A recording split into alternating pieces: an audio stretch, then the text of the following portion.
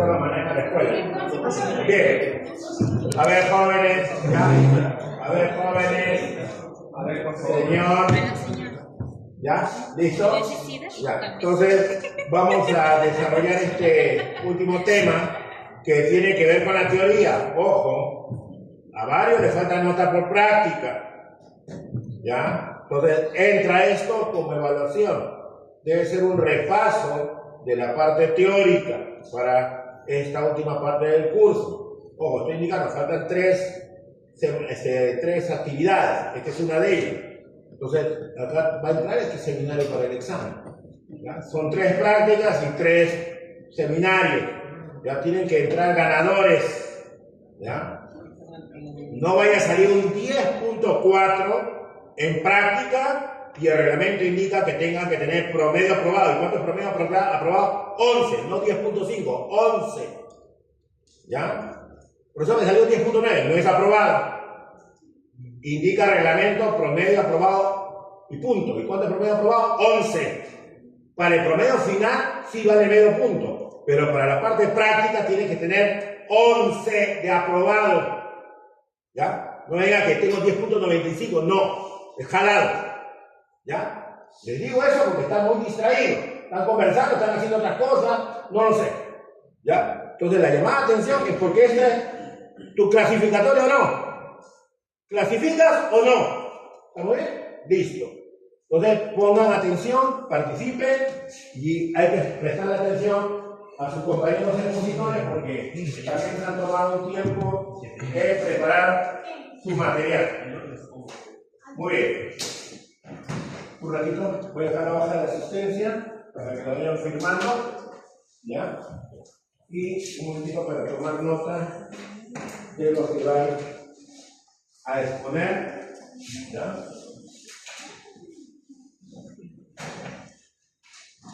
Son 3 mesas, así que todos tienen que exponer bien en esta última parte. ¿Ya? Para que la nota levante. ¿Ya? Muy bien. Entonces, ¿me das tu apellido, señorita? Calero. Calero. Muy bien, señorita Calero. ¿Le escuchamos? Muy buenos días, profesor y compañeros. En esta ocasión a nuestro grupo le ha tocado hablar sobre la bioquímica del tejido adiposo, insulinoresistencia y obesidad. Quienes hablan, como ya mencioné, Connie Calero. Siguiente, por favor. En el punto número 1, según el artículo, vamos a hablar sobre el tejido adiposo y sus tipos. Entonces, ¿qué es el tejido adiposo? El tejido adiposo es un tipo de tejido conectivo especializado, además de tener la célula representativa que es el adipocito. Aquí vamos a tener 2 tipos. El tejido adiposo blanco y el tejido adiposo marrón. También al tejido adiposo blanco se le conoce como tejido adiposo amarillo, y al marrón se le conoce como pardo.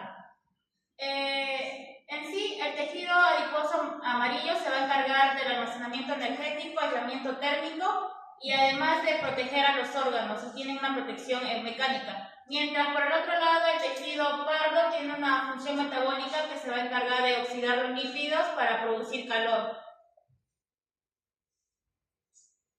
Ya, en el caso del tejido adiposo blanco, vamos a tener que los adipocitos maduros de aquí van a mostrar un perfil adecuado para la expresión requerida para la síntesis de trigliceroles, la captación de glucosa, lipogénesis, así como la lipólisis.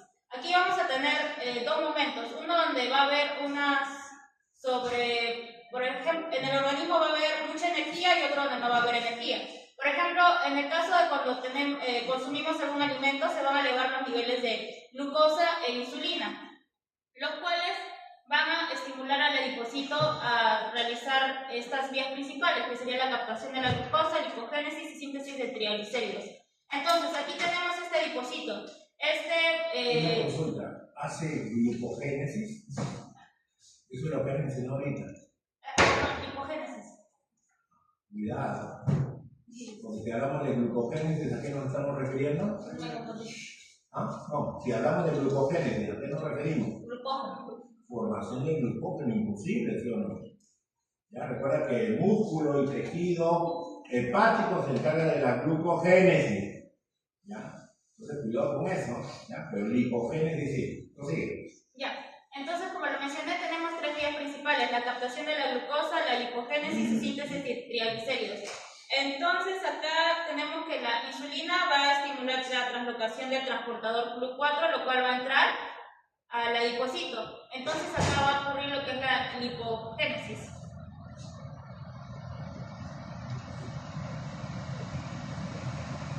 Bien. Acá tenemos, por ejemplo, cuando entró ya la glucosa en el adipocito, va a ocurrir lo que es la glicólisis, y lo que va a botar acá, lo que nos va a importar a nosotros, va a ser la dihidroacetona sulfato. Entonces esto a través de una enzima, la glicerol P deshidrogenasa, va a formar glicerol 3P.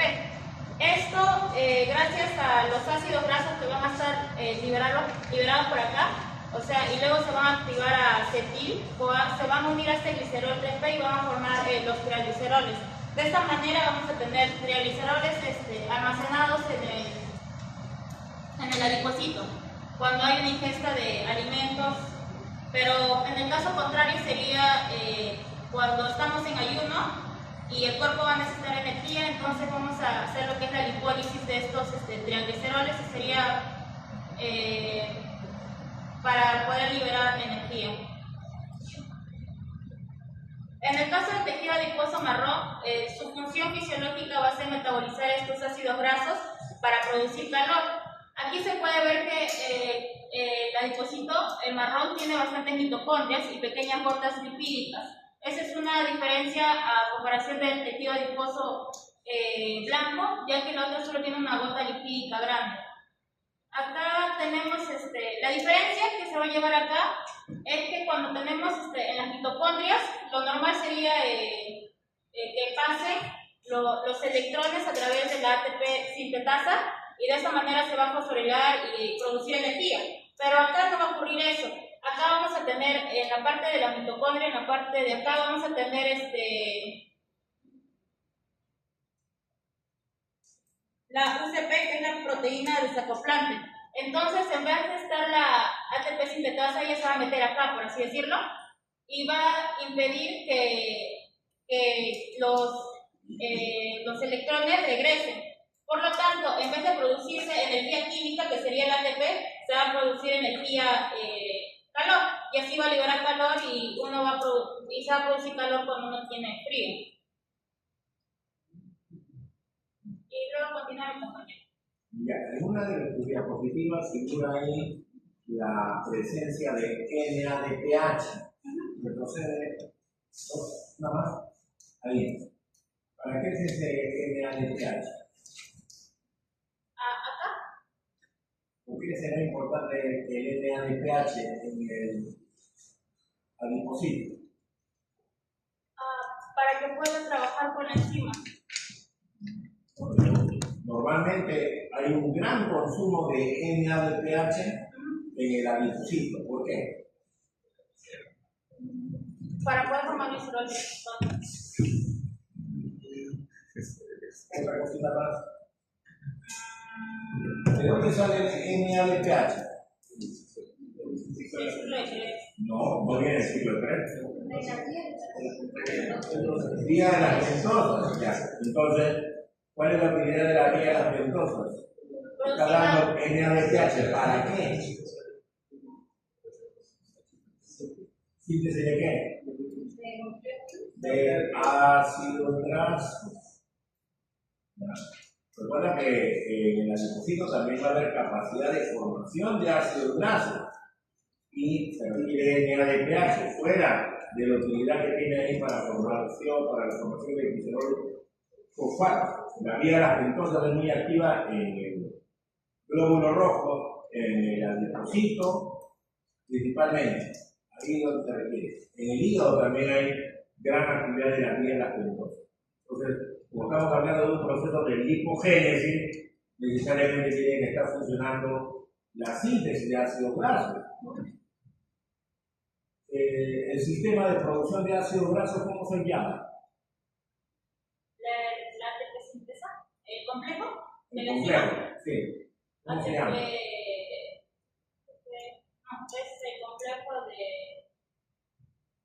enzima.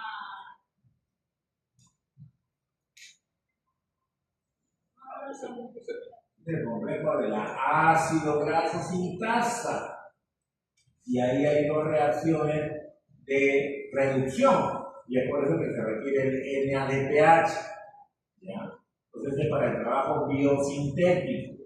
Estamos hablando de que hay ingesta de alimentos, hay combustible metabólico, entonces el adipocito lo va a captar, tanto la glucosa como los ácidos grasos, ¿no? Entonces, necesariamente va a servir para que se active la vía lactosa para generar NADPH y pueda facilitarse la síntesis de ácidos grasos en el tejido adiposo, pero también tiene que ver con la formación del glicerol fosfato para que puedan esterificarse los ácidos grasos. Ok, señorita Calero, muchas gracias. Siguiente poquito, apellido. Guillén. A ver, señor Guillén.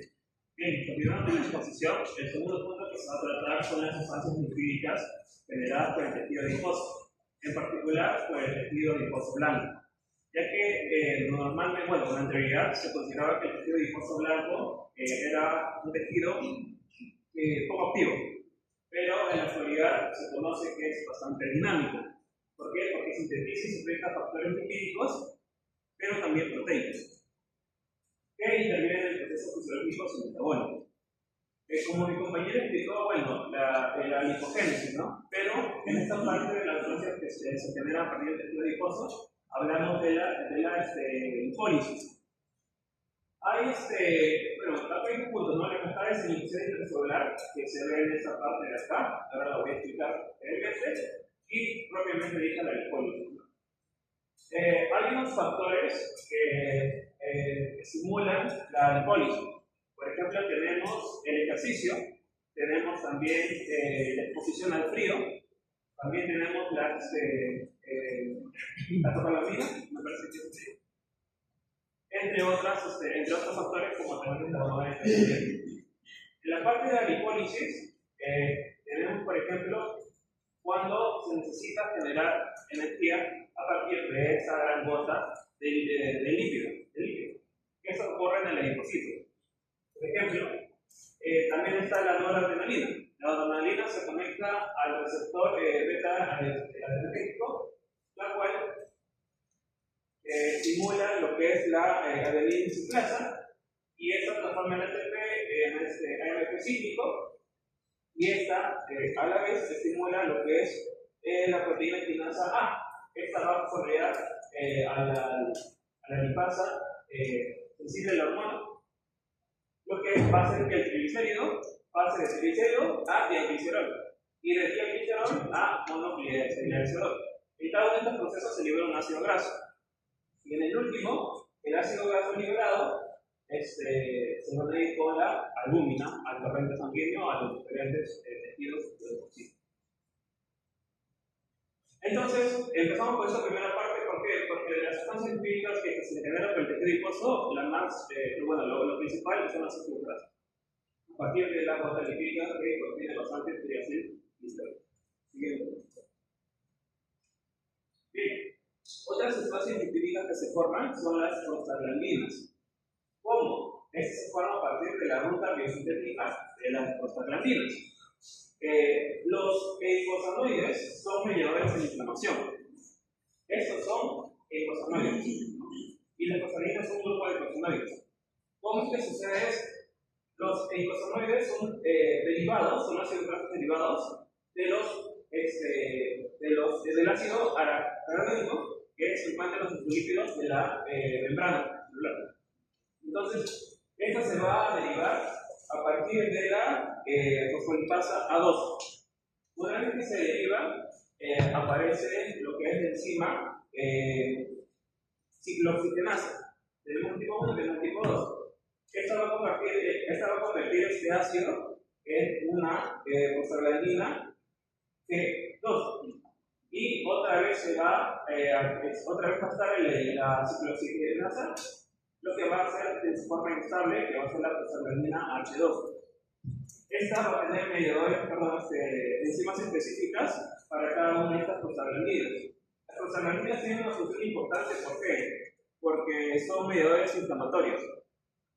Por otro lado, los tromboxanos tienen una actividad antagónica. Por ejemplo, Las prostaglandinas también ayudan en la vasodilatación y los triptófanos, por otro lado, ayudan en la vasoconstricción. Siguiente, por favor. Otras sustancias lipídicas que se generan en el tejido adiposo. Bueno, acá hay algo importante que mencionar. De andrógenos a estrógenos. Esto normalmente funciona cuando se está en una edad joven, en las mujeres. Pero cuando pasa la etapa menopáusica, el principal tejido que funciona es el adiposo. ¿Por qué? Porque el adiposo realiza un proceso de aromatización, lo que va a hacer que los andrógenos que producen las glándulas suprarrenales las transformen en estrógenos, como son el estrona y el estradiol. También tenemos los glucocorticoides. Los glucocorticoides, activación, mejor dicho, no que conversión de la cortisona, que es el cortisol inactivo, al cortisol activo. Esto sucede gracias a la enzima 11-beta hidroxiesteroide deshidrogenasa tipo 1, que se encuentra en la membrana del retículo endoplasmático liso del adipocito. Es importante mencionar que esta enzima utiliza como cofactor al NAD H. ¿Por qué? Porque este le va a brindar su hidrógeno. Bueno, la va a reducir, es una reducción. ¿Y por qué es importante el glucocorticoide? Porque esta va a participar en la resistencia de insulina y cuando hay un exceso va a generar hipertrofia celular, que ya más adelante mi compañero Gabriel lo va a explicar. Siguiente, por favor. Bueno, ya para terminar, el retinol. El retinol no es que se produzca en el adipocito, sino que acá hay algo particular e interesante.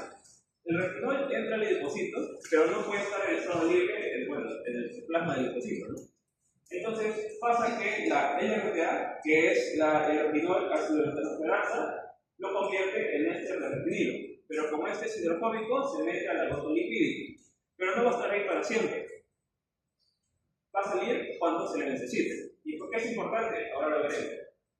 Cuando se necesite el retinol va a salir y la hidrogenasa, la hidrolasa va a romper este enlace y le va a volver otra vez retinol. Y acá va a sufrir un primer proceso de oxidación. A través de la deshidrogenasa, el retinol se va a convertir en retendido. Y este retendido va a sufrir otro proceso de oxidación.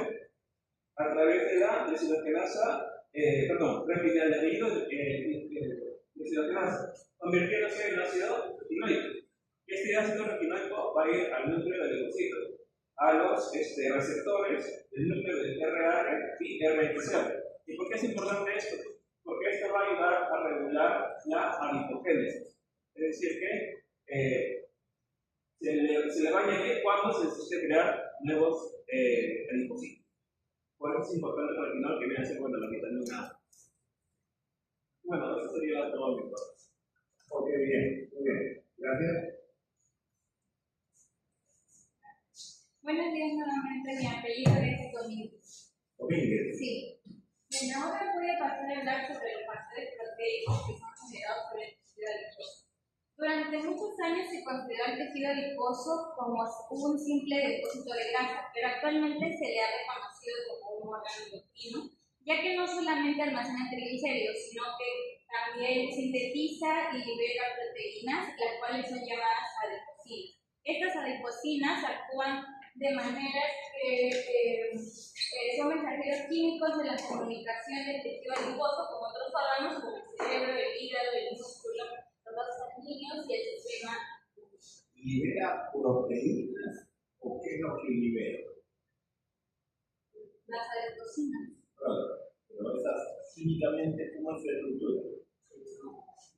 Una proteína de alto peso molecular.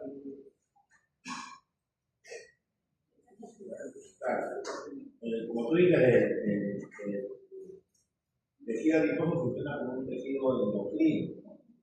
Entonces, lo que va a producir son mediadores químicos, que luego son de un tamaño pequeño, ¿correcto? Son péptidos, básicamente. Ahí dice hay factores proteicos, ¿también? ¿Ya? Porque se está generando a partir de aminoácidos, ¿ya? Pero la estructura No es de alto peso molecular, es de bajo peso molecular para que puedan cumplir esa función. Son pésimos realmente. Ok, prosigue. Estas adipocinas participan en procesos como el control del apetito, el metabolismo de la glucosa, de los lípidos, la regulación de la presión arterial y la respuesta inflamatoria.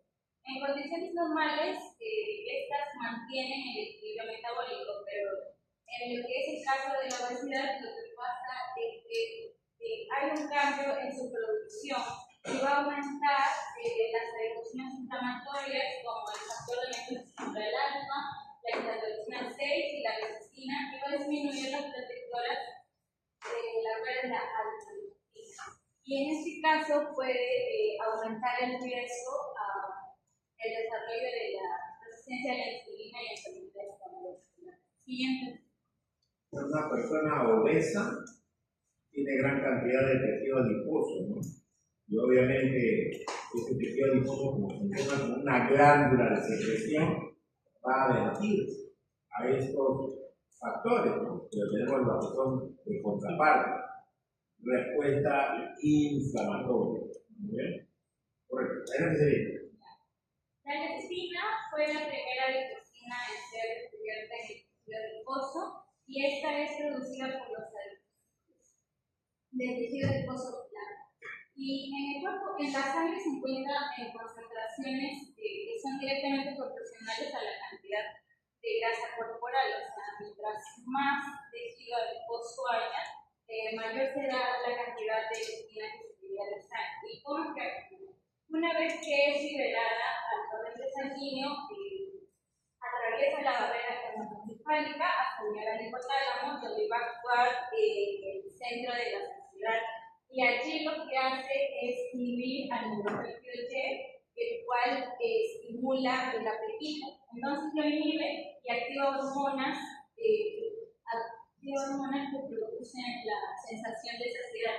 ¿Y qué es lo que pasa aquí? Que el hambre disminuye y por lo tanto disminuye la ingesta de alimentos y aumenta el gasto calórico.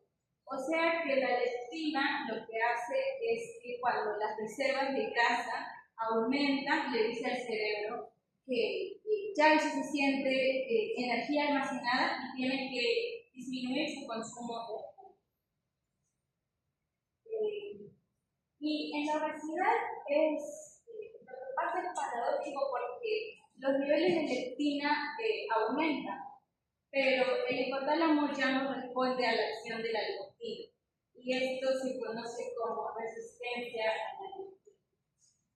Y de esta manera favorece la inflamación y el depósito del colesterol en la sangre.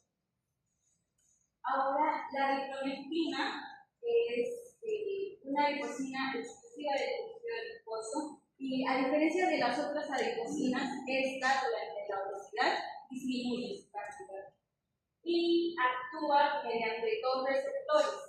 El ADIPO-R1 en el músculo, donde estimula la liberación de ácidos grasos y por consiguiente su oxidación y mejora la captación de la glucosa. Y para el hígado actúa mediante el ADIPO-R2, donde disminuye la producción de la glucosa, disminuye la acumulación de grasa y mejora la sensibilidad a la insulina. Entonces, esta adiponectina los ayuda a poder mantener los niveles normales de glucosa en sangre y evita la acumulación excesiva de lípidos en los tejidos. Y como ya dije, en la obesidad su cantidad va a disminuir. Entonces, lo que va a pasar es que va a haber una menor sensibilidad a la insulina y esto genera un mayor riesgo cardiovascular y de arteriosclerosis. Siguiente. Ahora, el factor de necrosis tumoral alfa es una citocina inflamatoria que puede ser producida por los adipocitos, pero principalmente su fuente son los macrófagos. ¿Y cómo actúa? Activa los mecanismos inflamatorios dentro del adipocito. Uno de los efectos más importantes es que interfiere el receptor de la insulina, porque en el tejido adiposo hay acumulación de grasa, lo que genera que los adipocitos y los macrófagos generen mayor cantidad del factor de insulina alto. Y este va a actuar, va a interferir en el receptor de la insulina, pero ya dentro de la célula. Lo que hace es inhibir la fosforilación del sustrato 1 del receptor de insulina, lo que debilita la señal y va a hacer que la glucosa no pueda entrar en la célula. Entonces, esto hace que haya una menor captación de la glucosa y por tanto aumenta los niveles de glucosa en sangre y se desarrolla por eso la resistencia a la interleucina 6, la resina, recibió este nombre porque inicialmente se creía que aumentaba la resistencia a la insulina. Normalmente en los humanos va a ser producida por células del sistema inmunitario que se encuentran presentes en el tejido adiposo. Esta actúa sobre el hígado y lo que hace es aumentar la gluconeogénesis y disminuye la captación de glucosa. Por eso favorece la hiperglucemia y favorece los procesos inflamatorios, lo cual puede llevar al desarrollo de la diabetes tipo 2 y al síndrome metabólico. La interleucina 6 es una citocina que puede ser producida por diversos células, entre ellos los adipocitos y los macrófagos, especialmente de la grasa visceral, y su concentración durante la obesidad aumenta. Se encarga de la respuesta inflamatoria del organismo y a nivel metabólico lo que hace es estimular la hipólisis para la liberación y oxidación de estas grasas. Además, modifica también la señalización de la insulina. Y cuando esta interleucina se encuentra en concentraciones elevadas durante mucho tiempo, va a producir lo que es una inflamación crónica de baja intensidad. Y esta inflamación lo que va a hacer es que el hígado no responda a la insulina. Entonces, aunque haya un suficiente nivel de glucosa circulante en la sangre, el hígado va a seguir produciendo glucosa y esto favorece también a la insulina y a la diabetes. Y por último, el tejido adiposo también sintetiza péptidos o proteínas que participan en el sistema de intestinal, como es el angiotensina, que es el precursor de la angiotensina 2, la cual produce la vasoconstricción y la secreción de la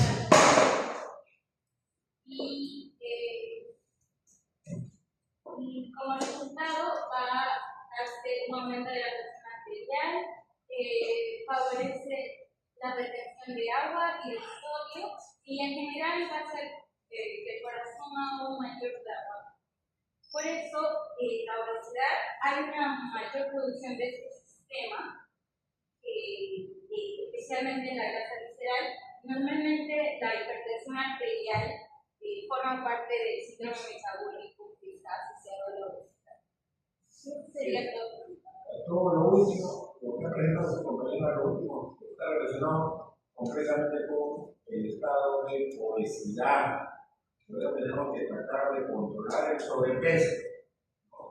Obviamente, el sobrepeso tiene que ver con bastante ingesta de alimentos, falta de actividad física. Pero fíjate que se está asociando la obesidad con síndrome metabólico, resistencia a la insulina. Y fíjate las complicaciones que podemos tener a nivel renal y a nivel vascular. Entonces, no es fácil la vida del gordito. Lo vemos gordito, feliz y contento, pero O sea, temprana edad no se va a manifestar esto gravemente, pero recuerda que en algún momento vas a ser adulto y ahí van a venir las complicaciones y el dolor de cabeza frente al incremento de riesgo vascular. Habíamos estado viendo en los temas anteriores la formación de las placas de ateromas, ¿ya? Pero acá no estamos viendo esto, estamos viendo cómo estas sustancias, estos mediadores químicos generados por la secreción endocrina que tiene el tejido adiposo pueden traer complicaciones a nivel de lo que es la parte del vaso constricción, y eso incrementa la presión arterial, ¿no? Fuera de que llegas en la placa de ateroma se complica más. Entonces la situación no es fácil para el conflicto, se le complica. ¿Ya? Muy señorita Domínguez, muchas gracias. Bueno, buenos días, profesor. ¿Tu apellido? Leiva Mellado. Muy bien. Escuchamos. Buenos días, profesor. Buenos días con todos. Yo y mi compañero Larry vamos a exponer acerca de lo que es el mecanismo de la acción que hace la insulina y cómo es que actúa sobre los diferentes tejidos. Yo voy a hablar específicamente, todo en esta diapositiva está resumido lo que yo voy a hablar. Entonces, primero lo que ocurre es que en el vaso sanguíneo, en la sangre, se va a encontrar lo que es la hormona de la insulina y que actúa como un primer mensajero. ¿Por qué yo digo que actúa como un primer mensajero lo que es la insulina? Porque no es como nosotros pensamos que la insulina disminuye el azúcar en la sangre. O sea, agarro lo que es el azúcar en la sangre y lo meto a la célula. No es así de frente, sino que es una serie de pasos. Y eso es lo que yo voy a explicar en este diapositiva. Entonces, la insulina que se encuentra en sangre actúa como un primer mensajero. Se dirige a lo que es a una célula diana. La célula diana es una célula que se puede encontrar en cualquier tejido, se puede encontrar en cualquier tejido y contiene unos receptores específicos. En este caso, la insulina se va a lo que es un receptor extracelular de la célula diana. Entonces, cuando se une a dicho receptor, eso no se explica en el documento como tal que yo he agregado. El receptor básicamente va a activar a lo que es a la adenina ciclasa. ¿Ese receptor es extracelular? Sí, porque lo que es la insulina... ¿Está fuera de la célula? No, o sea, está en la membrana. Es un receptor de membrana. En superficie. Sí. Si decimos extracelular que está fuera. Sí. Y no es así. Es un receptor, como dice, que está en la membrana, es de superficie. ¿Ya? ¿Ok? Entonces, una corrección, entonces es un receptor de membrana. Entonces, este receptor de membrana va a activar lo que es a la adenina ciclasa. Y en el documento bien menciona, ¿no? Ocurre una fosforilación. Entonces, no solo ocurre una fosforilación, ocurre una fosforilación de la adenina ciclasa como tal. Entonces, el ATP básicamente fosforila lo que es la adenina ciclasa y se convierte todo en AMP cíclico. Y ese AMP cíclico es el que actúa como el segundo mensajero, y ese es el que realiza las funciones. Todo lo que ha querido hacer la insulina lo va a realizar mediante este AMP cíclico, que es el segundo mensajero. Entonces, ahora, en el caso de la insulina, recuerden que es una hormona que estimula la desfosforilación. ¿Ya? En tanto que el glucagón y adrenalina lo que provocan son mecanismos de fosforilación. Glucagón y adrenalina genera AMP cíclico. ¿Ya? Insulina hace todo lo contrario. Hay cuidado con eso. ¿Ya? Porque se supone que frente a un estado de buena alimentación, la insulina se eleva. ¿Y qué va a favorecer? Desfosforilar enzimas. ¿Para qué? Para que puedan metabolizar la glucosa. Pero cuando se fosforilan las enzimas, se inactivan. ¿Ya? Entonces, ahí hay que hacer una corrección. ¿Ya? O sea, cuando una hormona interactúa con su receptor, puede estar asociado con la formación de un segundo mensajero, como es el AMP cíclico. ¿Ok? Pero en el caso de la insulina hace todo lo contrario. No forma AMP cíclico. Recuerda que el AMP cíclico, como lo mencionamos anteriormente, va a activar proteína quinasa. Y la proteína quinasa, ¿qué va a hacer? Fosforilar. Pero la insulina no hace eso, no estimula la fosforilación. ¿Ya? Entonces, lo que tienes en la mano izquierda es un proceso está relacionado con fosforilación, con la producción de un segundo mensajero. ¿Estamos bien? ¿Correcto? Y que puede cambiar el metabolismo celular. Frente a la presencia de la insulina, va a hacer todo lo contrario, por lo tanto va a orientar todo a procesos de desfosforilación. ¿Ya? Por si acaso, hago esa mención. Creo que porque en el documento decía o sea, ocurre, no, el documento básicamente físicamente decía, ocurre una fosforilación. Claro, ahí tú sabes que en nuestra sangre hay insulina y glucagón, ¿sí? Entonces las concentraciones de insulina y glucagón van a cambiar, ¿correcto? Entonces cuando prevalece más el glucagón que la insulina, va a darse el proceso de fosforilación, ¿correcto? Y varios de esos procesos de fosforilación que tienen que ver con inactivación enzimática. Pero cuando me alimento, se eleva la insulina y disminuye el glucagón. Entonces, ¿qué debe hacer? Activar enzimas para que la glucosa se pueda metabolizar, consumir. ¿Ya? Entonces, ahí yo lo aclaro porque si no nos estaríamos contradiciendo. ¿Ya? Porque glucagón, adrenalina genera AMP cíclico. ¿Ya? Tú hablas de ahí un efecto metabólico. La presencia del AMP cíclico tiene un efecto metabólico. Quiere decir, cuando hay AMP cíclico, se da un tipo de respuesta. Pero cuando no hay, ¿qué pasará? Habrá otro tipo de respuesta. ¿Ya? ¿Correcto? O sea, el cuadro funciona, pero mi aclaración es con respecto a la insulina. La insulina no activa formación de AMP cíclico. Hace todo lo contrario, inhibe esa producción. ¿Ya? Eso es lo que quiero aclarar. Si no, todo lo que se ha hablado durante el curso estaríamos contradiciendo, ¿no? Por ejemplo, en el caso de la glucógeno sintasa, ¿está bien? O el caso de la LDH, ¿está bien? Perdón, la LDH no, la lipasa sensible hormona, la LSH. Son hormonas, pero son enzimas que cumplen un papel metabólico. La lipasa sensible hormona, ¿quién la estimula? Glucagón y adrenalina. Glucagón y adrenalina. ¿Y qué hace el glucagón y la adrenalina? La activan por fosforilación. ¿Correcto? La glucógeno fosforilasa. Ella se activa cuando hay glucagón y adrenalina. ¿Correcto? ¿Está bien? Pero va a estar fosforilada de encima. Ahí esas son las dos situaciones donde el glucagón y la adrenalina por fosforilación activan una hormona. Pero ¿qué pasa con la glucógeno sintasa? Fosforilada está inhibida. Las enzimas glicolíticas van a estar inhibidas a nivel del tejido hepático.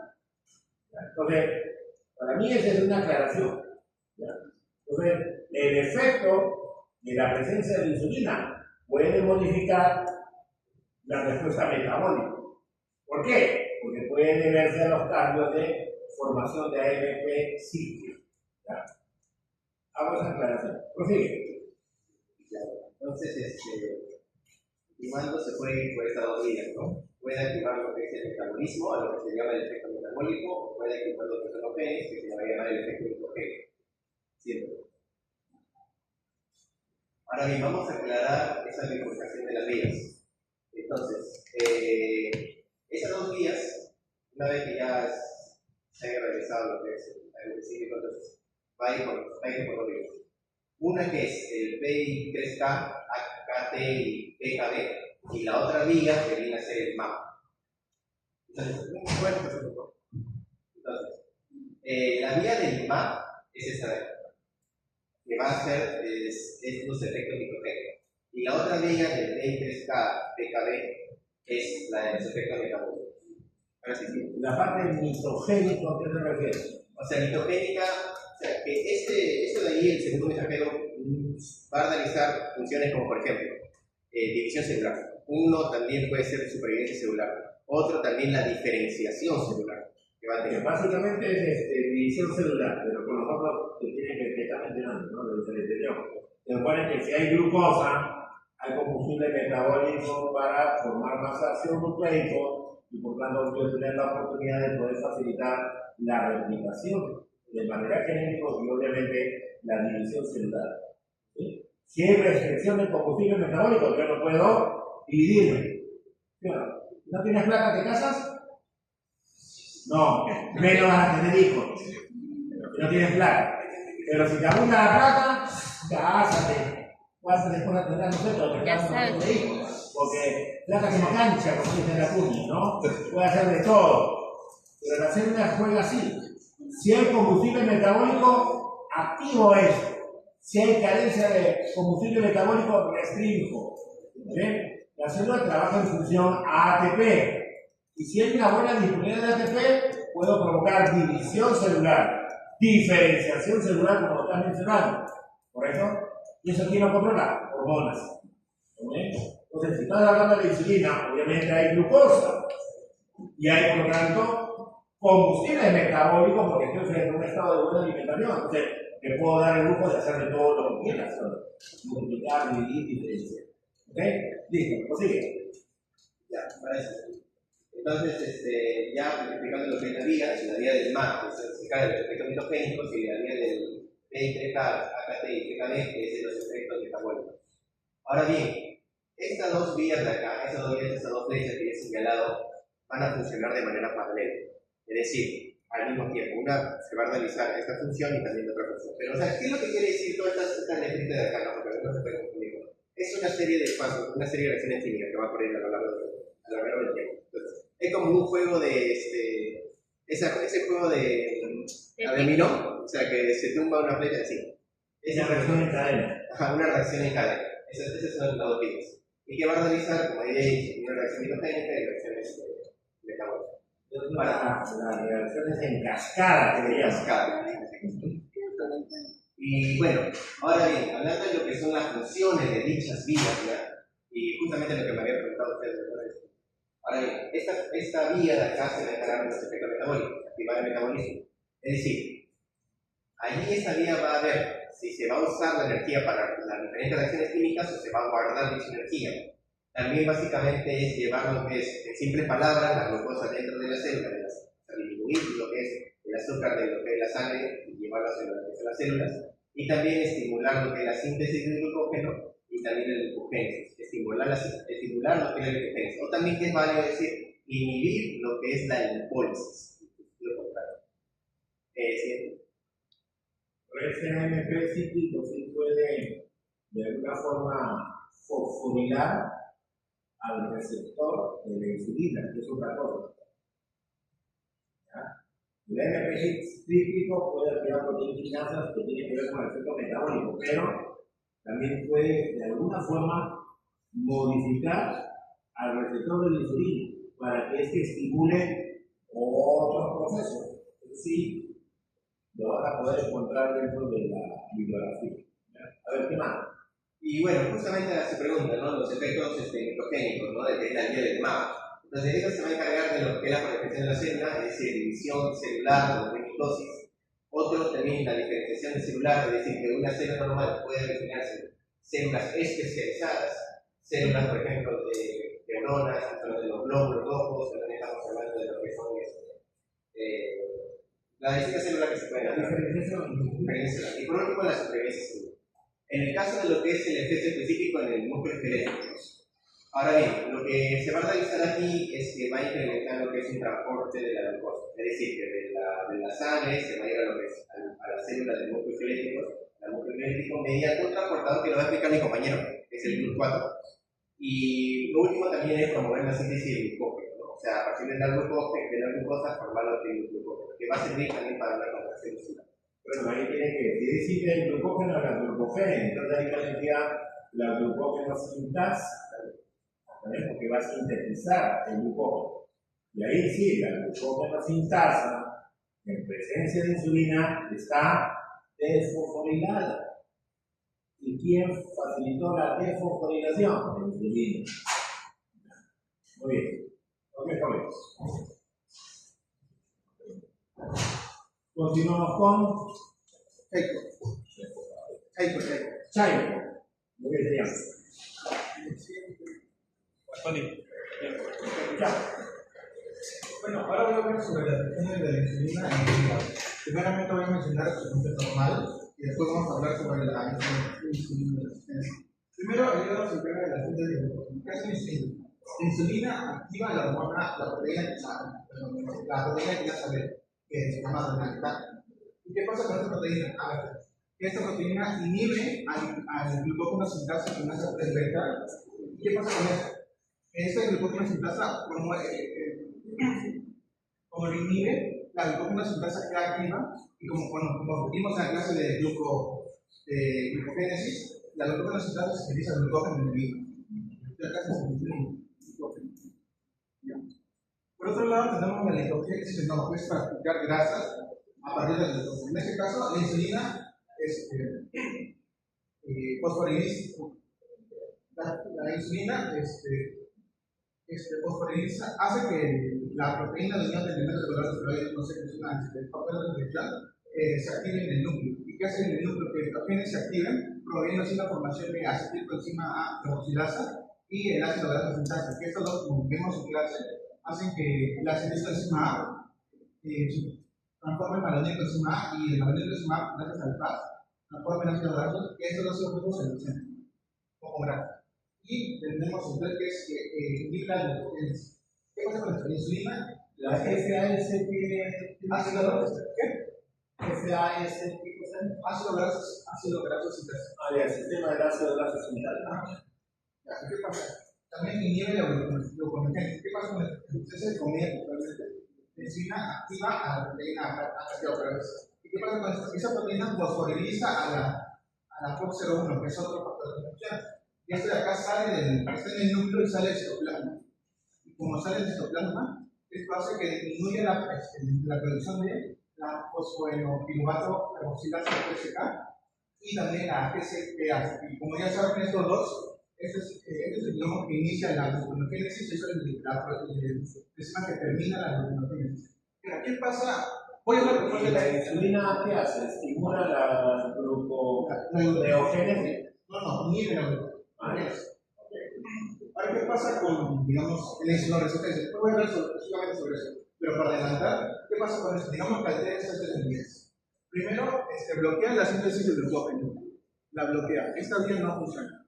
La lipogénesis del nodo sigue funcionando normal. ¿Qué pasa con la inhibe de los? Acá falla. Empieza a fallar. ¿Qué pasa con eso?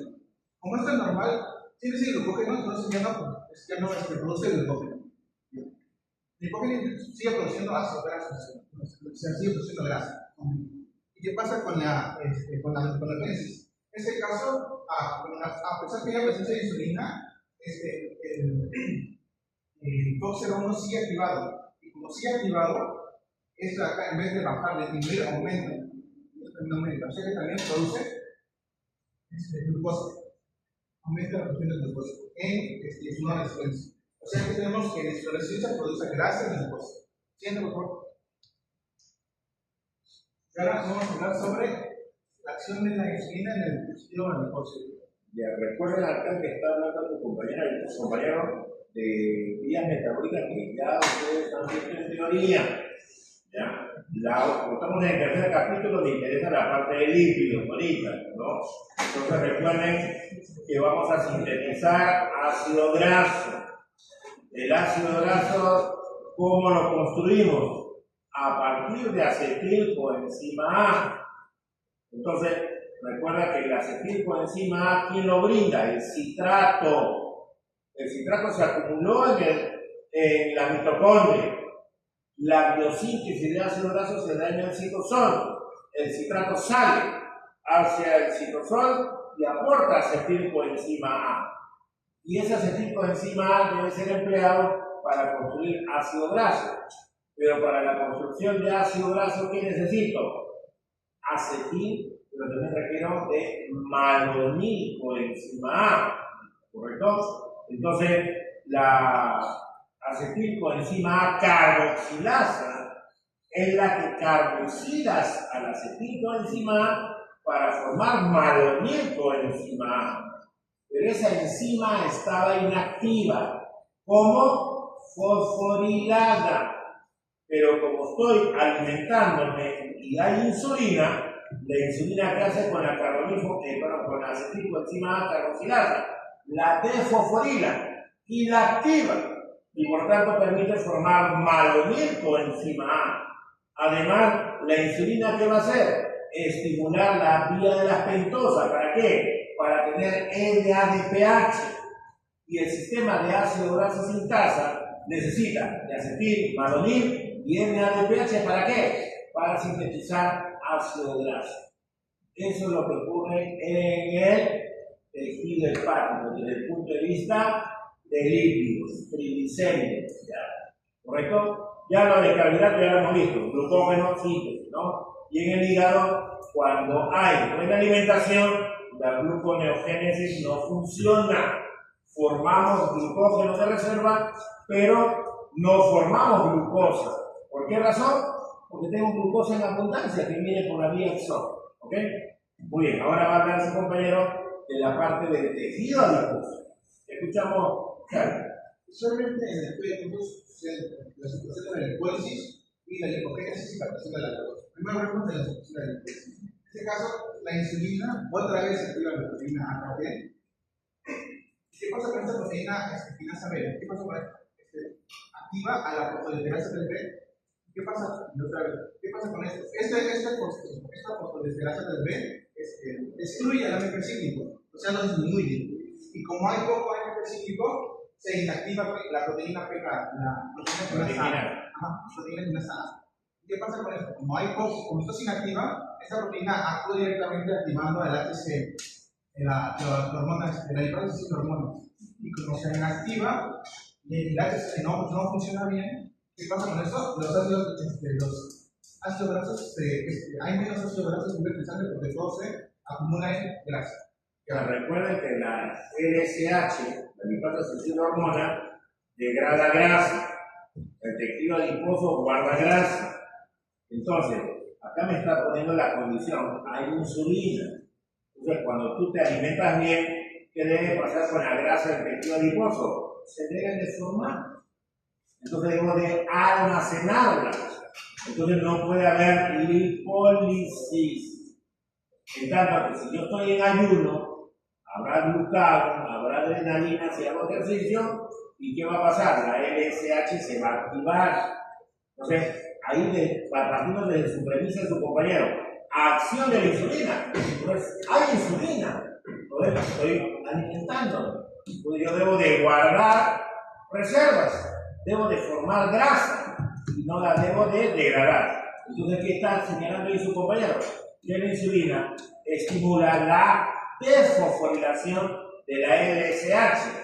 Y por tanto la enzima está inactiva. Y como está inactiva, no hay lipólisis. Por eso pone ahí supresión de la lipólisis. Ok, hasta ahí estamos bien. El segundo punto. Ahora, vamos a hablar de la lipogénesis y la captación de la glucosa. En este caso, la insulina actúa sobre el receptor GLUT4. Ya saben que sube la glucosa la glucosa de sangre para que entre dentro del cerebro. Ahora, ¿qué pasa? Esta glucosa entra al depósito. Y bueno, formando el glicerol del fosfato, se une con ácidos grasos mediante la acidificación y así se almacenan los glicerols en una gota de líquido. Esto es importante porque lo voy a usar. Ahora, en la insulina, ¿qué pasa? En la sangre. En la sangre tenemos la lipoproteína lipasa. ¿Qué pasa con esa lipoproteína? En la sangre también tenemos BLL y glucosa. ¿Qué hace el NPL? Actúa sobre estos y los divide entre triglicéridos. Los hidroliza y quedan ácidos grasos libres.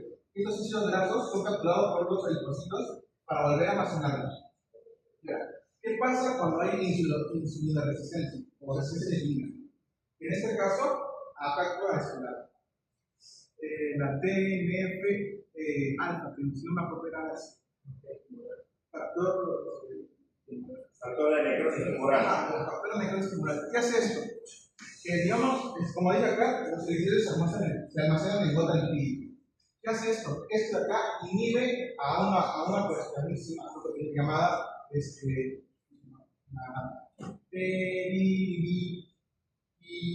lipina. ¿Qué se encarga de esto? Esto de acá se encarga de, digamos, de una forma proteger a la gota lipídica para que no actúen entre ellas el HCl y el NSHCl y ATG. Y como no, esto digamos lo protege.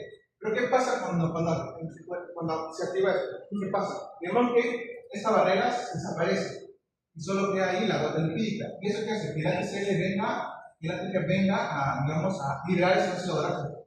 Y queda ácido graso libre por todo el organismo, por la sangre. Ya. Siguiente, por favor. Ahora, sí vamos a hablar sobre eso, la resistencia química.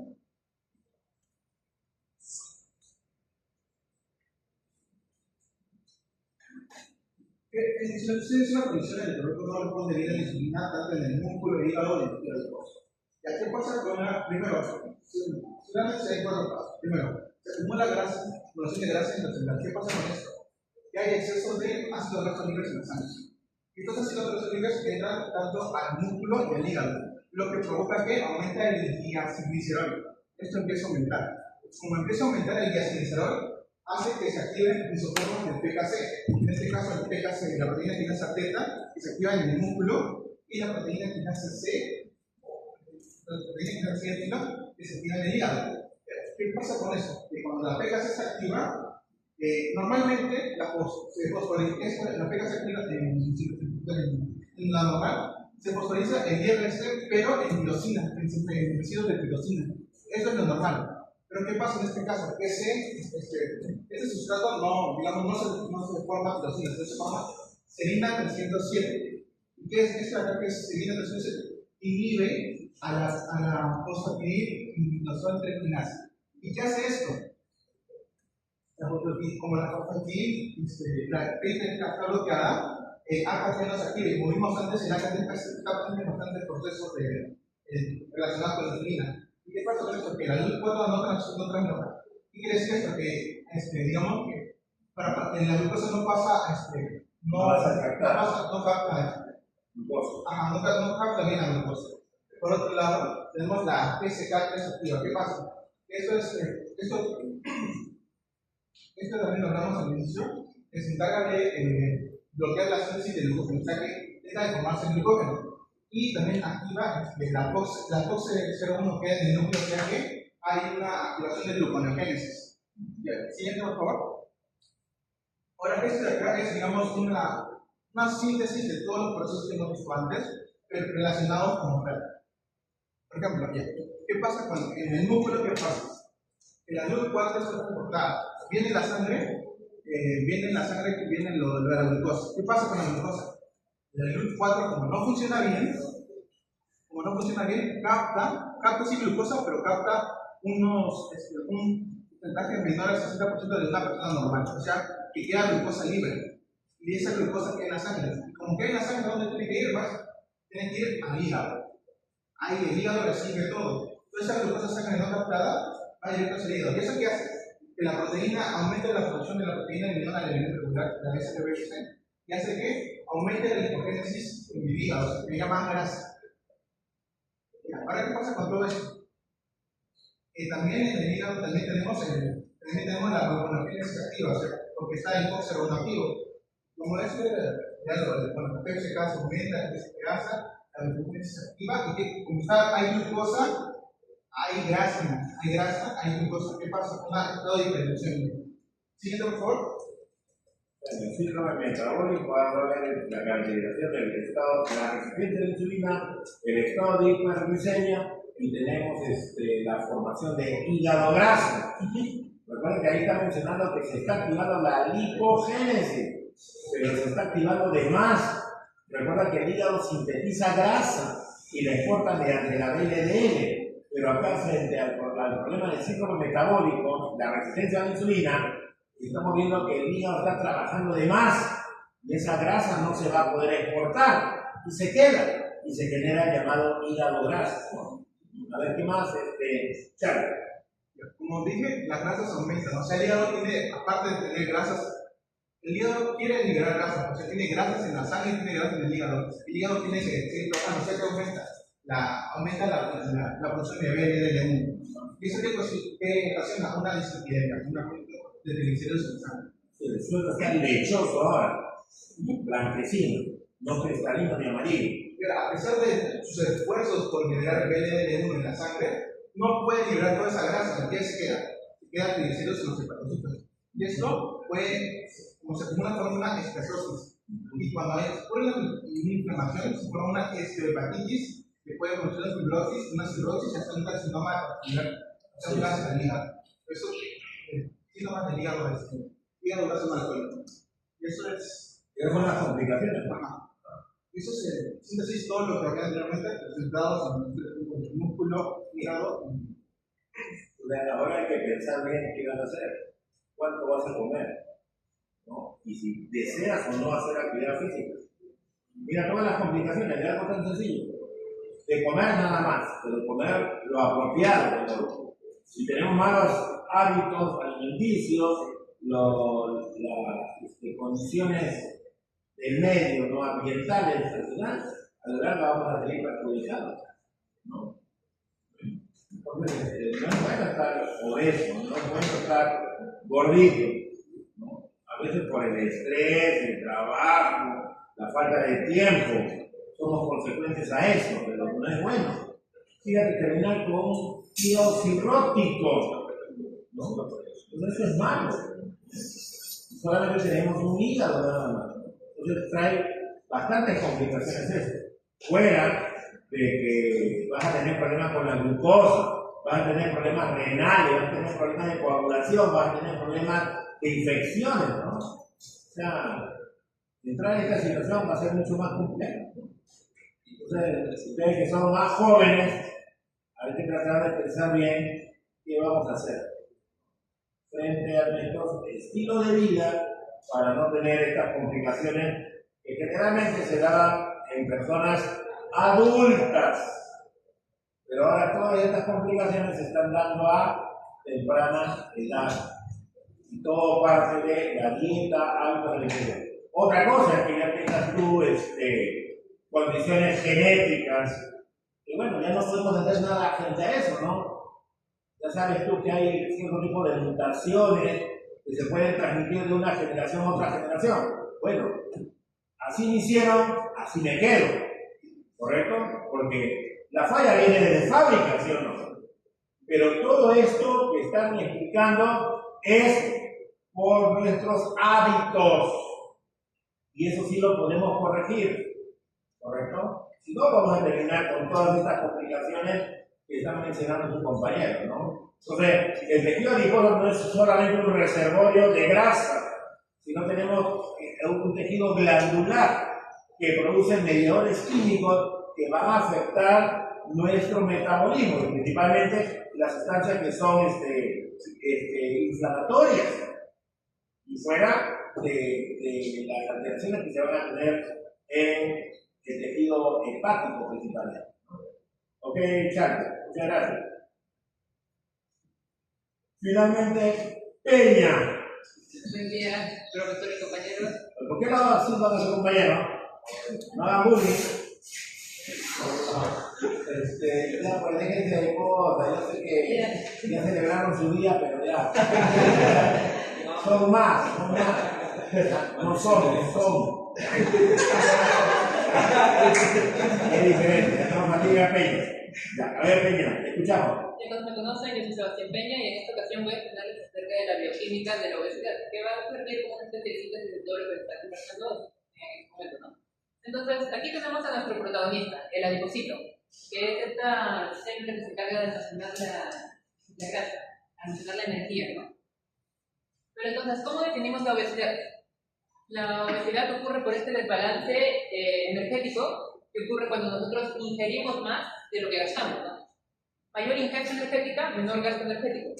Entonces ocurre un desequilibrio y a la hora de medirlo, esto se mide a través del índice de masa corporal, o IMC mayor o igual a 30 kilogramos por metro cuadrado.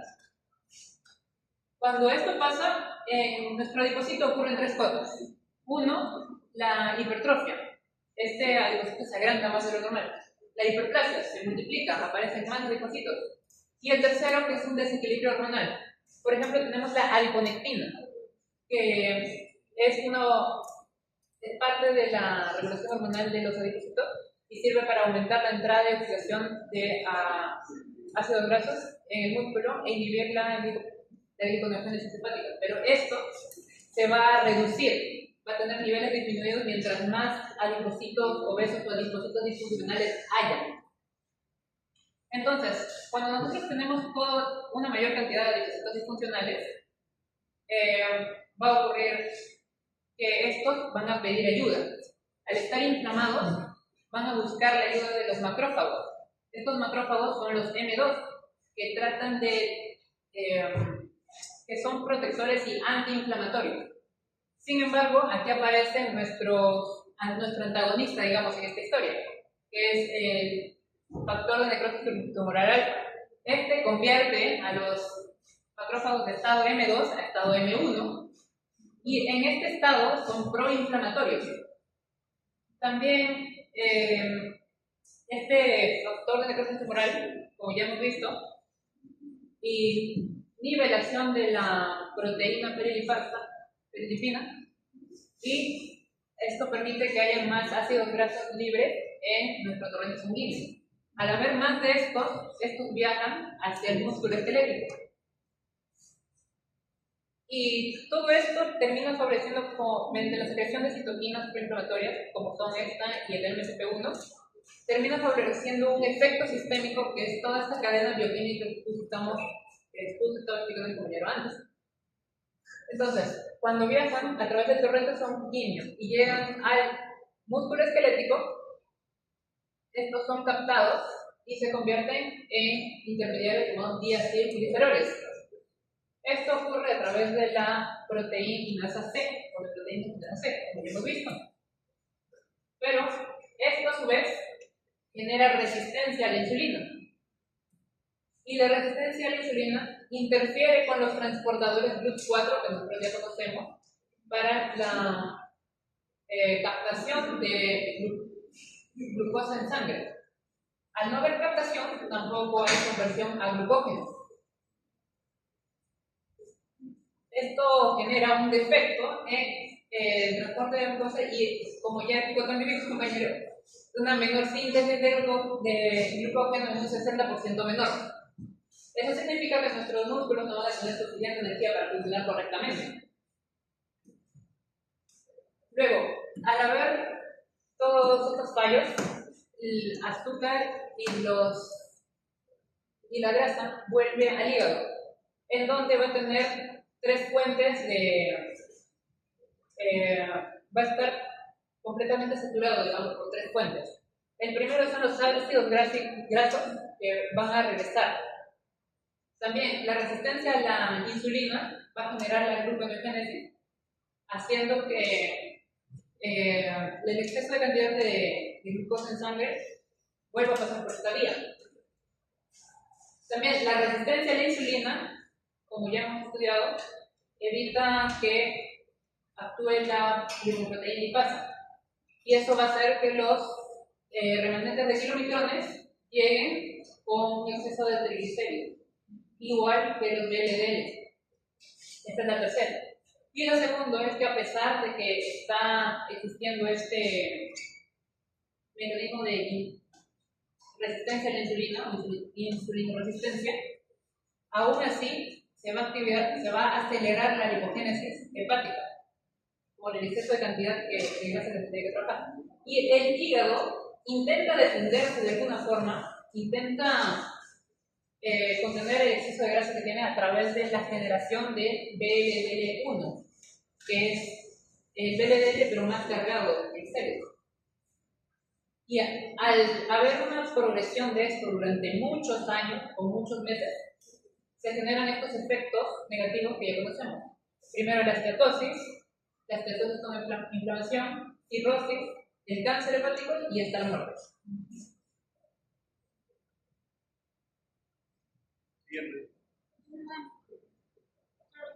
Entonces llegamos a las conclusiones. Lo primero es que el tejido adiposo sirve como almacén de energía y posee una función endocrina, secretando proteínas llamadas adipoquinas. La obesidad provoca un aumento del tejido adiposo y una mayor infiltración de células inflamatorias en él. La expansión del tejido adiposo altera el patrón de citoquinas, aumentando las citoquinas proinflamatorias, como son el factor de necrosis tumoral alfa, el IL-6, entre otras, y disminuye las antiinflamatorias. El inflamatorio causa resistencia a la insulina en el tejido muscular y también en el tejido hepático por acumulación. Y la acumulación de lípidos en el hígado da lugar al cuadro patológico del hígado graso no alcohólico.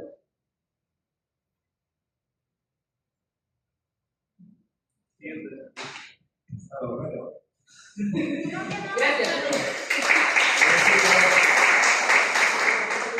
Bien, el grupo ha preparado muy bien su explicación de este tema. ¿Ya?